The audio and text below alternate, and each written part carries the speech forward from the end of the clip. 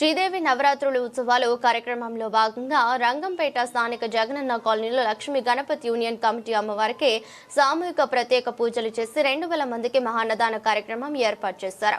Shri Lakshmi Ganapati union committee సభ్యులు, భక్తులు, గ్రామ ప్రజలు, పెద్దలు, గ్రామ ప్రజలు పాల్గొన్నారు.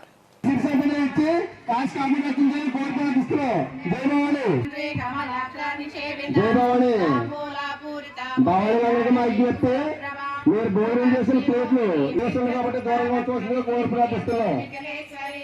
తాగటకు వాటర్ ప్యాకెట్లు డ్రమ్ముల్లో ఉన్నాయి. మహాకైలాస నిలయ మృణామృత మహానీయ దయామూర్తి మహాసామ్రాజ్యశాలిని ఆత్మ విద్య మహావిద్య శ్రీ విద్యా కామ సేవిత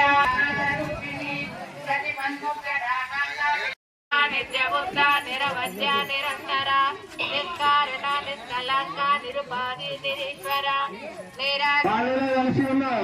విజయదుర్గ అంబిక అమ్మవారి ఆలయం దగ్గర అతి గొప్పగా అన్నదాన కార్యక్రమం జరుగుతుంది. కావున భక్తులందరూ వచ్చి ఆ అమ్మవారి యొక్క ప్రసాదం స్వీకరించి అమ్మవారి ఆశీస్సులు తీసుకుని స్వామివారిని కోరి ప్రార్థిస్తున్నాం. జయభవాని ఆ విజయదుర్గ అంబిక అమ్మవారు సకల సిరి సంపదలు ఇచ్చి కాసు కాపాడు రక్షించాలని కోరి ప్రార్థిస్తున్నాం. జయభవాని